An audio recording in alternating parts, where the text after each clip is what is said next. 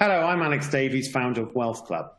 Inheritance tax is an extraordinarily unpopular tax, yet it's often referred to as a voluntary tax because with careful planning, there are lots of legitimate ways to minimise the amount paid by your estate. One option for experienced investors who are able to take more risk is to invest in a portfolio of qualifying AIM shares within or outside of an ISA.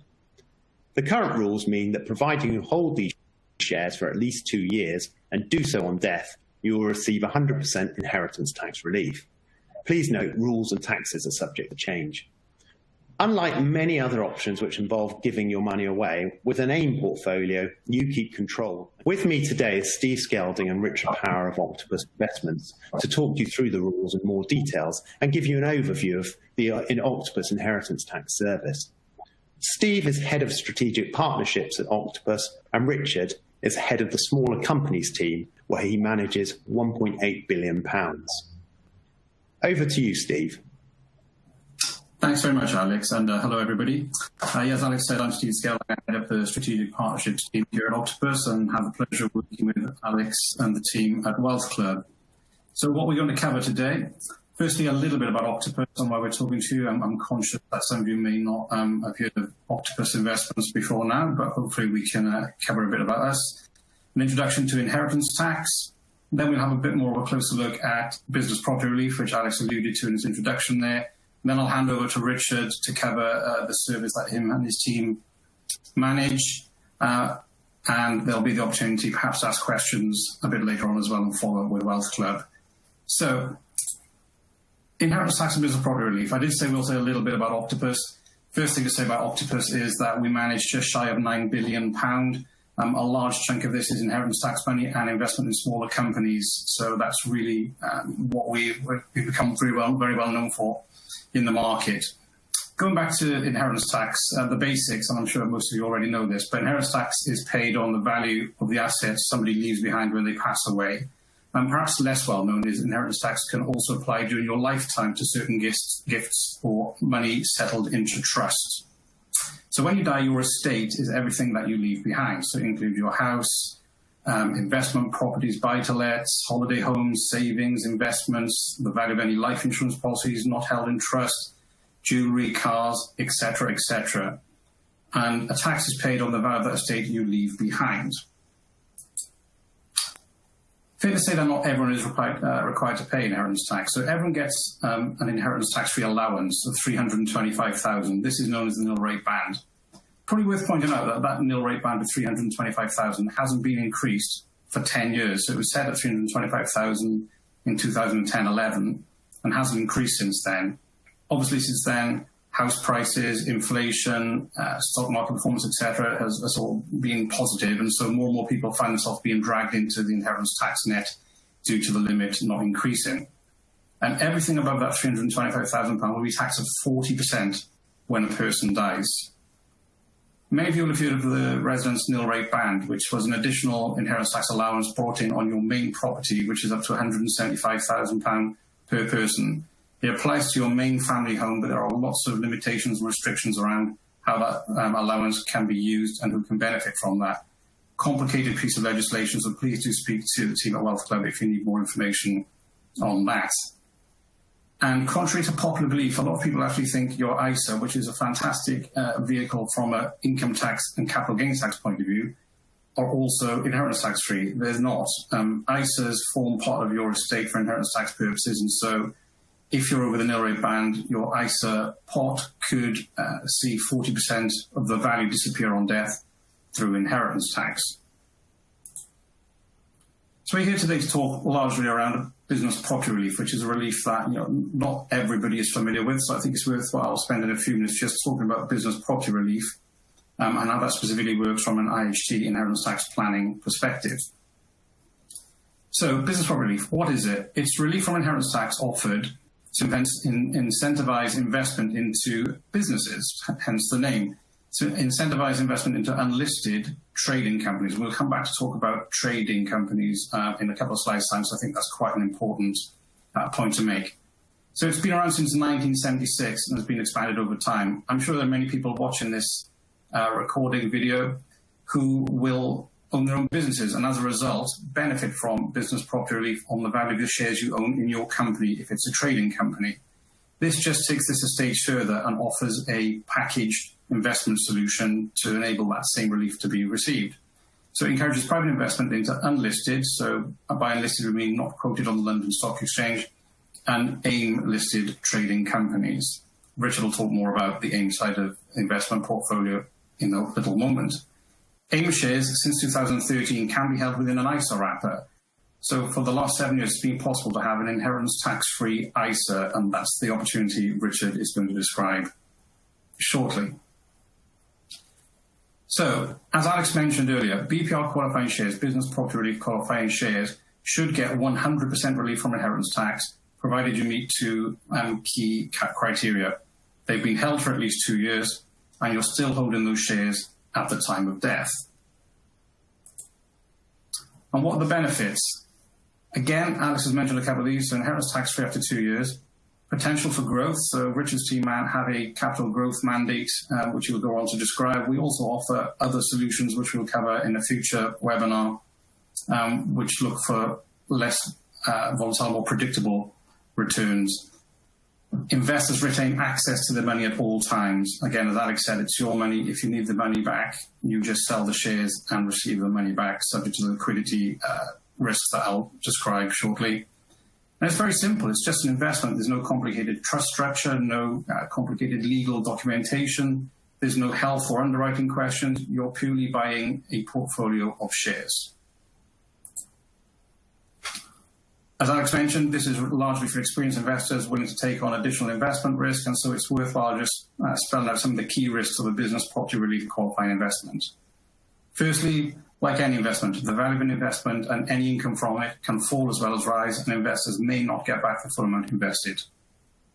The shares of smaller companies and unlisted shares could fall or rise in value more than other shares listed on the main market of the London Stock Exchange. These shares may also be harder to sell. Tax treatment depends on individual circumstances and may change in the future. And tax relief depends on the portfolio companies maintaining their qualifying status. I'll now hand over to Richard to talk in more detail about the Octopus Inheritance Tax Service, which can be held inside an ISA or outside of an ISA. So, Richard, over to you, please. Steve, thank you very much. Hello, everybody. I'm going to talk to you a little bit about how we manage the portfolios themselves. I'll take you through some of the characteristics we look for in businesses, and then look at some of the companies, delve into some of the companies, then look at the longer-term performance of the portfolio service. But first of all, a little bit about the product itself. It is simply, as Steve has alluded to, just a portfolio of AIM-quoted companies. But rather than a list of FTSE 100 businesses, it'll be a list of companies that not only quoted on AIM, but also qualify for business property relief. We have over 12,000 investors in this service at the moment. And we've been running it since 2005. So we've got a 15-year track record of running these kinds of portfolios. First of all, a little bit about the AIM market itself. It was established by the London Stock Exchange back in 1995. So it's just past its 25th birthday. In aggregate, it's just shy of 100 billion at the moment, and there are 830 or so companies quoted on AIM. As Steve alluded to, not all companies are going to qualify for business property relief. There are certain sectors, because of the underlying activity, that don't. And these include investment companies, direct property investment doesn't qualify. And as a result, a lot of resource companies and oil and gas companies won't qualify either. But about 3/4 of the companies on AIM will qualify for BPR. So we've got a large pool of companies from which to select investments from. A little bit about the team itself. We're one of the largest teams focused on the AIM market in the city. We're the largest provider of AIM BPR portfolios. And the day job is to sit in front of companies, meet management teams of companies themselves. We manage other mandates that invest in AIM companies at an earlier stage. So a lot of the companies I'm going to talk about in our AIM Inheritance Tax Portfolio Service are businesses that we've been invested in for many years. We've watched them grow up and mature from very small companies. And that knowledge of businesses is really important when investing in small companies. The other important point to make on this slide is that the team itself, the average tenure at Octopus, is over 10 years. There's an awful lot of experience of running this particular mandate at Octopus Investments. Next, I'm going to talk about some of the characteristics themselves. This is really important. We like businesses that have some characteristics like being global leaders in what they do. We like companies with a competitive edge, either a proprietary product or service. All of the companies in the portfolio will be very established, they'll be profitable, they'll pay dividends, they'll have a strong balance sheet. And we like companies with very high levels of recurring revenue and earnings visibility because they're less likely to disappoint the city on earnings if they have these kind of characteristics. And actually, this puts the portfolio in a very defensive position during periods of economic headwinds as well. And we've had experience of that through the financial crisis and indeed more recently through the current coronavirus crisis that we've been going through this year as well. So if we look at some of the businesses themselves, just a few pictures here, it'll give you a sense of some of those characteristics. So Restore in the top left-hand corner there is a document storage business, all those cardboard boxes full of important documents that for regulatory reasons need to be kept for many years. Companies will be paying per week, per box. So again, very reliable earnings stream, via very high level of earnings visibility. YouGov has become a global leader in brand management and data. It's known most in the UK for its political polling, but it's growing very, very fast with its brand index product in the US. Very fast growth at the moment. Its now business is around 500 million market cap. Keyword Studios is another global leader in the provision of services to the video gaming industry. It does artwork, localization services, testing, some of the engineering behind a lot of the games that are getting released each year. It's now a 1.4 billion pound business. CBS Group is the biggest chain of veterinary surgeries in the UK, with over 300 surgeries up and down across the country. It's proved itself very resilient during periods of economic headwinds, both during the financial crisis and more recently as well, despite having to shut about a third of its surgeries during the height of lockdown. They're all now open and it's traded very profitably throughout that period. Abcam is the global leader in the provision of research-grade antibodies to pharmaceutical companies and research institutions around the globe. Very successful business. It floated on AIM in 2005 with a 50 million market cap. Today it's worth £3 billion. So again, you see that some of the explosive growth some of these companies have achieved. And lastly, IMART, another company that does hosting services, cloud communication services for corporates. Again, a very, very high level of recurring revenue from corporate clients, about 90% revenue visibility each year, again, which puts it in a very defensive position. The next slide has a wider variety of logos. We tend to, as a result of those characteristics we look for, favor businesses that are software, pharmaceutical, or business services. They do have that higher level of recurring revenue, and that has made these businesses much more resilient through the economic cycles. So that's where we are overweight. We have limited exposure to the consumer. Those businesses are less predictable over the longer term. You might recognize the top right logo, Young & Co Brewery, that owns freehold managed pubs, predominantly in London and the southeast. So that is one business that has had to close its doors for a few months, but is now fully open, up and running again. And we expect it to return to peak levels of profitability again next year. But on the whole, this portfolio has been extremely resilient through the current economic crisis. The majority of companies on this screen have continued to grow their revenues, they've continued to grow their profits and pay their dividends. So it has been extremely resilient. Even those businesses you'd expect to see headwinds because of a slowdown in corporate spend are continuing to grow their profitability, which is very encouraging. And some on here have really seen accelerated growth. Companies, particularly in the communication sector, like Gamma Telecom, IMI Mobile, both of these companies are involved in enabling corporates to communicate better, and they've seen earnings accelerate in the current climate. A breakdown of the sectors on the screen here. We do try and create a balanced portfolio, but as I mentioned already, we're overweight business services, overweight software and computer services as well, and we're underweight some of the consumer-facing sectors. As I've alluded to already, because of BPR qualification, there'll be no property in there, there'll be no mining, and there'll be no oil and gas sectors. The average market cap surprises people. The average value of these businesses is over 700 million. About a third of our portfolio would be large enough to be in the FTSE 250 if they're on the main list of the London Stock Exchange. And these businesses have grown from very small, humble beginnings. The majority of those businesses on that slide would have been sub 100 million 5 to 10 years ago. They've just grown very successfully with long-term supportive shareholders in order to become really very successful and relevant companies in the UK economy. I'm now going to talk a little bit about the performance. The performance data that you see is the median performance across all of our portfolios, and it's inclusive of any fees as well, not just the Octopus management fees, but also any other fees that advisors might attach to the portfolio as well. You can see over the 10 years, we've achieved significant outperformance across all of the major UK indices. More recently, over the year to date, of course, the portfolios have been impacted by market sentiment. We've seen share prices fall quite steeply in March. We've seen them rally a little bit since, but we're still underwater year to date. We've been more resilient than the wider UK equity markets, such as the FTSE All Share, FTSE Small Cap, but we've underperformed AIM. AIM's performance has been driven more recently predominantly by a lot of gold mining companies on AIM. You'll be aware that the gold price has been very strong, so that's been a bit of a tailwind for the AIM market, but also a couple of the very, very large companies on AIM have performed very well, which are online businesses like Boohoo, ASOS, which are not in our portfolios because of the high ratings and the volatility of the share prices. I think a more useful slide perhaps is looking at the discrete year performance since inception.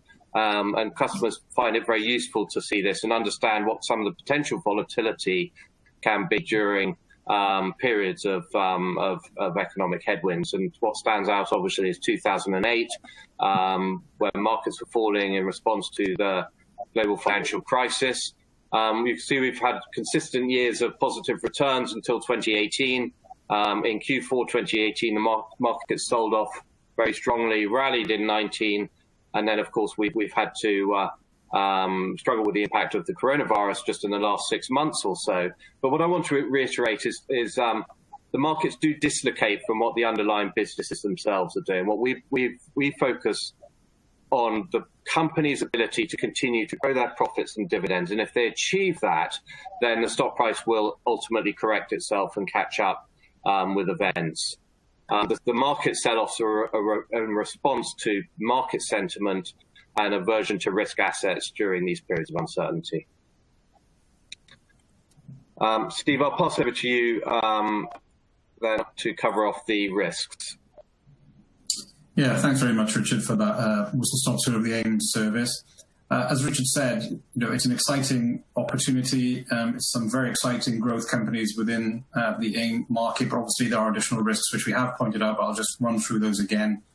So if we look at the investment objectives, first of all, potential for significant investment growth, should qualify for business product relief after 2 years of holding the investment. As you might have seen on one of Richard's slides, we use PricewaterhouseCoopers, PwC, to opine on the BPR qualification status of the companies we invest in on a regular basis.